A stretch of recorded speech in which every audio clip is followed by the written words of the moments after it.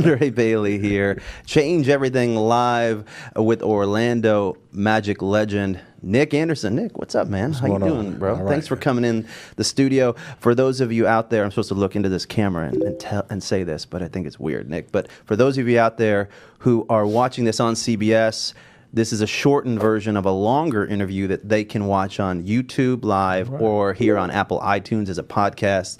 Change Everything Live, Nick, is a long new media conversation we have with influencers, celebrities, but then we crush it down for television. We'll actually put all the social media posts in the TV show while we're talking. So TV, but we're trying to be fancy with the internet. So that's a good thing because, you really stop and think about it. Not a lot of people really stop and have a good conversation anymore. Nope. So again, how do you take a big, long conversation like a podcast does, put it on television? That's what Change Everything Live is doing. So Nick, what's going on, man? You are a guy who lives in Orlando. You were a big part of the Orlando Magic. But for a lot of people out there that don't know, I mean, you were in the NBA when things was really, really hot. You got all the new guys, LeBron, Kevin Durant, Steph Curry. But you played against the likes of Michael Jordan, Pippen, Charles Barkley, Hakeem the Dream. I could go Patrick Ewing. I could go on. And you played with some of the best players that have ever played before, Shaq and Penny. Who is, with all your NBA experience, who is the toughest player you ever played against? Should I take Michael Jordan out to? No, if it's MJ, I want to hear that. Well, I would say it has to be Michael Jordan, but I really have to bring these guys in the same conversation as Michael Jordan because these other guys that I'm going to mention, they were tough to defend also. The Clyde Drexlers, Reggie Miller, and someone who I modeled my game out after. I want to be like him on the court as well as away from the court, and that's somebody that I respect dearly and still to this day, and that's Joe Dumars of Detroit Pistons. That was just my guy because I enjoyed his game offensively, defensively, and again, as I mentioned, what he did away from the court. I just love him. Yeah, my family moved here when we were 3 years old from Michigan. So we were big bad boys, Detroit Pistons bad boy basketball fans. Boy, that was a tough team. Yeah. You had Isaiah, you had Joe Dumars, you had the microwave, Vinnie Johnson. Yeah. Then you had D. Rodman when he could still rebound. The worm. When he was the worm and he wasn't red hair, polka dot hair. They played tough basketball. They was hitting people, bro. It was physical. Yeah. More physical back then than it is now, the NBA. No question. You look at the game today, you can't even compare to those 90s, those late 80s, those early 90s, the physicality of the game. It's changed tremendously. Yeah, I don't consider myself a basketball expert. I'm more of a fan, but it does seem if you watch someone like a James Harden nowadays, he has the ability to work one-on-one in a way that you couldn't have back in your day. I mean, you would have seen double teams that now are kind of illegal, and someone would have been up in James's junk if he was up there doing all those dances. Right? Is that no different? Question? No question. You mentioned back in, like I said, the late 90s, late 80s, early 90s, the way the game was played, especially defense, teams were not going to just let you stand out at the top of the perimeter and jack around with the ball and play one-on. You're going to be another defender to come making you give the ball up and move it somewhere. But that's just the game today. That's how they play the game. It's more of a playground atmosphere out there. It's like come over the floor, over the half court, and it could be just one shot. I think I saw, this makes me laugh, I think I saw James Harden scored, I want to say like 150 points in 3 games with 0 assists or something, or it was something outrageous. No one assisted on any of those points. Right. So he didn't catch a pass and score a bucket out of 150-ish points, something like that, in 3 games. That's unheard of.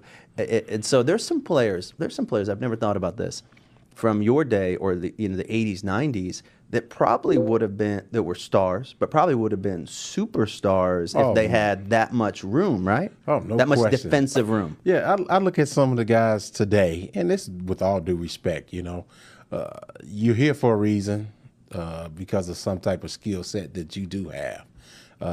Your skill set interests coaches, GMs, or whoever are making the decision. So I can't take that away from them. It is what it is.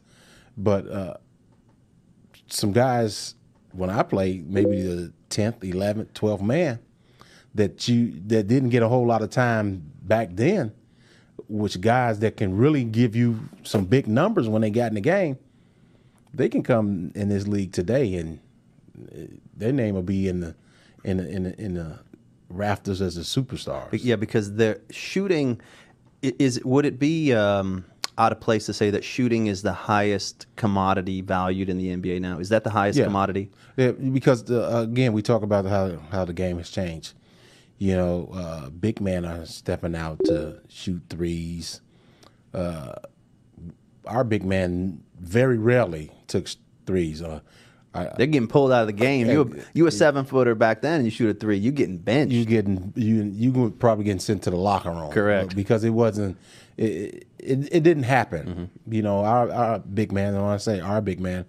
The guys that I played against. You mentioned the Elijah Wands and the Patrick Ewings, Rick Smith, Shaq, and guys that were dominant. They took care of the paint area in 17, 18 feet in. So.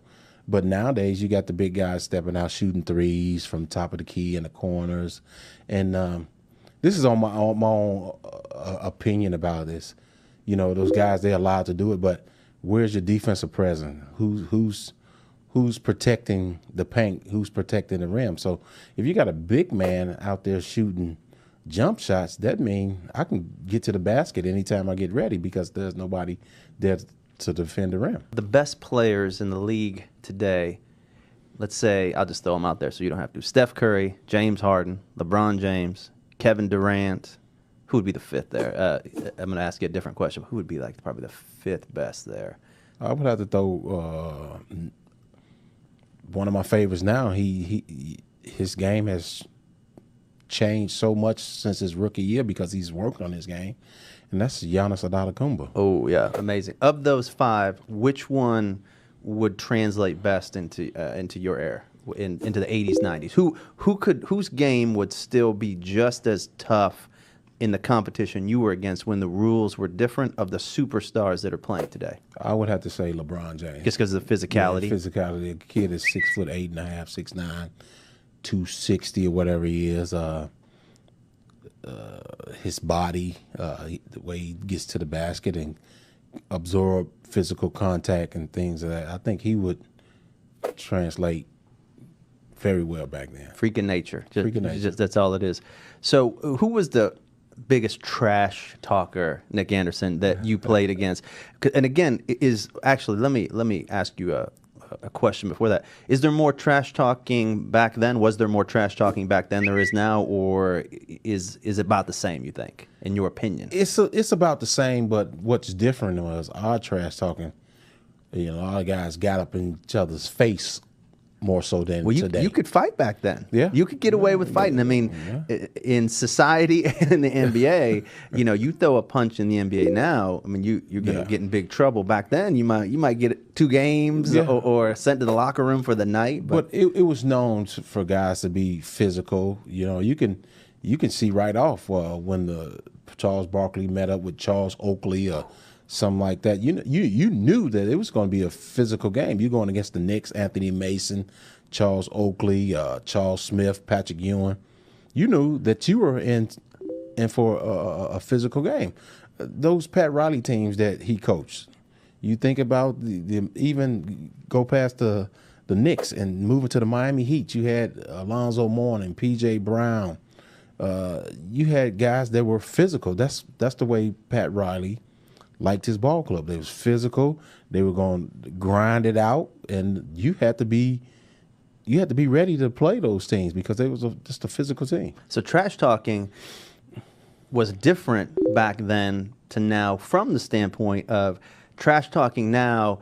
There's very few people that are dumb enough to throw a punch nowadays. It's going to cost you a lot of money. It's going to cost you. It's going to cost you a huge amount of money if you get trash talk and you get in a real fight.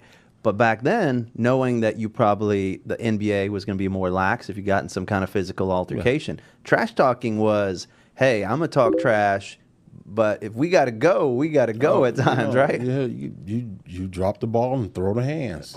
You know, it was that sometime. I'm not going to sit here and say that's what it was all about. But nowadays, I think it's more. If you throw a punch, like you say, it's going to cost you. But you get more so guys. The image, what image, how people going to portray you. It's going to hurt your sponsors. Yeah, the media. Well, he threw a punch, and what comes behind that, what will be said, all of that. And I don't think any guys want to be put in that category with what will happen behind that. I was watching yesterday, knowing you were coming on. I was just watching some YouTube videos. There's this scene, I think it's 1993, where Detroit Pistons, Jordan's Bulls, Pippen goes up for like an uncontested layup, and Rodman hits him, then chucks him in the back. Pippen goes down, Rodman's standing over him, and the ref's just like, meh. Like yeah, that's what it was. Pippen's down for the count, and no one acted like it was even a big deal. I've caught plenty hard fouls, and the officials say, "You all right? Get up and go shoot 2 free throws." That's what it was. It wasn't anything other than that. We knew we're in a physical battle, and you can tell how the game was officiated that the ref knew there was going to be a physical battle. A lot of things that you got away with that you wouldn't even dare to get away today's game. A lot of things that we did get away with because they knew what type of players that were out there, who does what, that type of thing. So that's our era. It was just a more physical era than what it is today. That's all. So who was the biggest trash talker getting in your ear, trying to take you out of your game that you ever played against? Wow. That's a great question. And it's different kind of trash talkers. And Reggie Miller was the biggest. Okay. Reggie tried to get in your head because Reggie was a tremendous, for these young guys, young ladies out here that really didn't get a chance to see Reggie Miller play. Reggie Miller was a tough basketball player. What was his trash talking of choice? Was he going to talk about your mama? Was he going to say how sorry you were? Yeah, Reggie never said anything about a family member to me that I heard of, but you can't check me. You ain't all this, and I'm gonna do this, and that was his thing. Okay. But and then he scored on you. And he was going to put it and that was on like, you. Yeah, and that was like, that was gassing him up more and more, and it was pissing me off more and more. So, but it was all in good and fun because that's what we did in the game. That's what he did in the game. But he talked a lot of trash. But you had guys like, who to talk trash to. Okay. See, I guarded the guys. I guarded the Joe Dumars, the Clyde Drexlers, the Reggie Millers, the Michael Jordans, those guys that, high volume shooters that were phenomenal basketball players. If they were a 2-guard or a small forward, that was my job. And I used to tell other guys, hey man, don't say nothing to him. Don't talk trash to him. You're not guarding him. I am. You're going to make a mess for me. Exactly. You're going to go out there and talk trash. You stay over there. Yeah. Let me take care of this. But you're saying some players talking trash not only didn't work, it made it worse. So who were the kind of players that you talk trash to them, it was going to backfire almost every time? MJ. Michael Jordan. No. So talking trash to Michael Jordan, even if he's talking trash to you, is a losing proposition. Yeah, you're in a no-win situation. No win. This guy, he was just unbelievable. The mentality that he brought to the game. Many guys don't play 48 minutes of hell. Michael Jordan gave you 48 minutes of hell. Both ends of the court. Both ends of the floor. So I still got, hey, look, man, don't say anything to him. And especially when he came down and got on a little rhythm, hit 3 or 4 shots. Now you got him going. he's talking trash, and then you want to throw fuel on the fire to help him out. Don't say nothing to him. Don't talk trash to Michael Jordan. That was what you told other players on your team, because they're going to get you in a mess. They get me in a mess. Get this, there's been multiple times we are going over plays before the game. We played the Bulls, and we used to call MJ the Black Cat back then. Okay. And what was that for? What was Black Cat? Yeah, he was tough. Okay. And on the board, the coach say, and he talk about in the pregame, don't let the Black Cat go baseline. Anyway, make a long story short, we get out, game get ready to start. He said, I know y'all been in there talking about don't let me go baseline. Jordan telling you about what you're planning. I'm going baseline anyway. And here, lo and behold, he goes baseline, and all you see is the bottom of them Nikes. And I will honestly admit this. I've caught myself doing it several times, sitting on the bench, and he has been in the game, and he goes baseline, and he gets you one of those amazing, dynamic, acrobatic moves with the tongue out. Great finish, and sitting on the bench going, da-da-da, da-da-da. You knew. You was on sports. You about to be famous the wrong way. I'm going to bring a photo up right now because a lot of people do not realize this. What's this photo of right here? What do you remember of this photo we're looking at right now? That's game one against the Bulls. Last seconds of the game. Semifinals. Yeah, semifinals, the last seconds of the game, and the ball was inbounded under our basket, their bench, and they threw it into him, and I swiped at the ball the first time when it was inbound, and he got around me, and when he got around me, he was dribbling up the right-hand side of the court, but he looked over his left shoulder thinking I was coming up on that side, but I was on the other side of him, and I got a chance to, with the left hand, reach in and knock the ball forward. And when I hit the ball, it went directly to Penny Hardaway. Penny Hardaway got it on the fast break. Horace Grant was running the right lane. Tony Kukoc had got back, but Penny already had delivered the pass to Horace, and Horace slammed the ball in for two. Yeah, a lot of people don't know this, but Nick Anderson is the player that retired Michael Jordan and the 4-5 version of Michael Jordan. So Jordan had played baseball after taking that retirement. Right. His father died, and he went out and played baseball. Give him a lot of credit for going out there and giving that a shot. Decides to come back to basketball, puts on the baseball number 45, and had a few good games, but struggled. But in this game, he's got the 4-5 on in this photo. You steal the ball, the Magic win, and then you say, this is what's reported. This is what's reported. That's what we're reporting. What's reported is that you said Jordan is a step slower in the 4-5. Right. And so he retires the 4-5 that night, comes back out in game 2, and puts up 38. Yeah. So, but the point is, Nick Anderson retired Michael Jordan's 4-5. I'll take that, but let me tell you what was said. I was asked, what is the difference between the 45 and 23, and I just simply just asking the question that 45 is nowhere near 23. That's pretty pointed. I mean, hey, 20, and you just got him. So 23 is off the charts. No, and I wasn't saying it in a disrespectful way. I'm just saying, 23, you can't compare 45 to 23. 23 will always be the man. Yep. But Lord behold, he comes back out the next night. It was portrayed in a different light. And he comes back game 2 with number 23 on, and 23 was retired at the time because he had retired, right? Mm-hmm.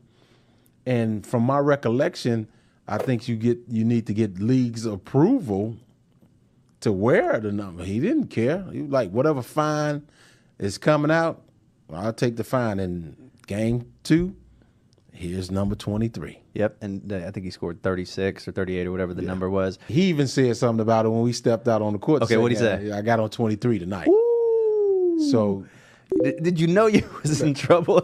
Well, I kind of looked at, the series is going to be tough. Anytime you got a in my opinion, at the time, the best player in the No planet, question. on the planet. It's no question that you're gonna see. You don't lose all that what he had. It's just a matter of time he was gonna gain it back. He had to get his legs on him. He had been away from the game for a while. Get his time and touch and all that, and get his feel back. But his mentality as being the best has always been there. Now, that wasn't going to change. He had to shake off the rust and whatever else that had been through or were going through. And after he set that aside, we see the greatest player in the world again. Nobody retired Michael Jordan but Nick Anderson. That's all I'm saying. So That's my man. That's my man. Tell you a little story. You see that I have on the Jordan 10s too. I didn't notice that in the photo. And recently, those shoes came back out, and a lot of people don't know those were my shoes that I wore in my NBA career because of that man right there. Wow, I never noticed you guys wearing the same shoes in that. Yeah, photo. and we just did a commercial. I did my part of the commercial in October when the Jordan 11s was coming back out. But make a long story short, honestly, and I'm thankful and I'm grateful and I'm proud to even say this. My Nike deal that I received and the way Nike took me in as a family member is because of that man right there. Wow. And because that's my buddy, and Nike took care of me on account of MJ. There's a lot of people out there who have royalty deals with Nike, Adidas, whatever the company. I'm a Nike man. They should be sending MJ 10% because he pioneered. Michael Jordan pioneered not only basketball, but he pioneered what it meant to take your image and have it be something that you could put out on shoes and T-shirts and gym wear. No question. All these other people following behind that train. And I'm gonna share something else with you. That actual photo right there, you can go to the Foot Locker today. That one right there. And it's on a shirt, and it's called the Steel. Wow. And it says on the shirt, the Steel. It has the series, the time that was left in the game, and it says 45 versus 25. And it's on a Jumpman with the Jumpman logo. And that shirt is actually in the Foot Locker today. What's it like being a kid from the tough streets, inner city of Chicago, and now you're an NBA player, you got this money? What's it like? But let's take it a step back. I pay homage to a lot of my peers that I came up under. And that's Isaiah Thomas, Mark Aguirre, Mo Cheeks, Doc Rivers, Sonny Parker. I can go on and on. All from Chicago. All from Chicago. That I grew up as a young man playing against and playing with at times. And then my two older brothers, my mom working her fingers to the bone, and my dad, may his soul rest in peace. I wouldn't change anything because it made me appreciate what I have. Because I tell kids today, you got to appreciate what you have. I can remember sharing my clothes with my two older brothers, sharing a bed with my two older brothers. I remember those nights when, mom wasn't able to pay the light bill, candles. It's cold outside, the heat was off, and you turn the eyes on the stove and open the oven door. So I tell young guys, don't get it twisted now. Mm-hmm. Don't think that, you see me today that something was given to me. I've earned everything that I have. Yeah, Nick, you were 18 years old, 6'5", 6'6", 200 pounds, athletic guy. But I think a lot of people who don't know basketball well would think that athleticism by itself got you here. No.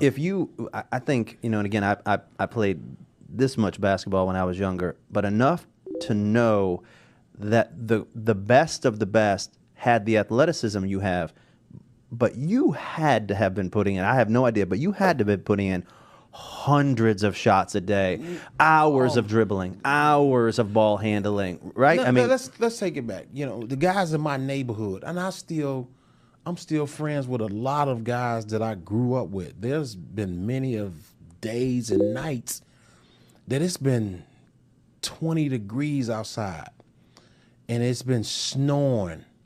We would go and shovel off the basketball court. The whole thing. The whole thing. It'd be 15 or 20 of us. We would shovel the snow off the court, put salt down, and let the ice melt. And then we'd come back and we would push brooms, push the salt off. We got our court, and we outside.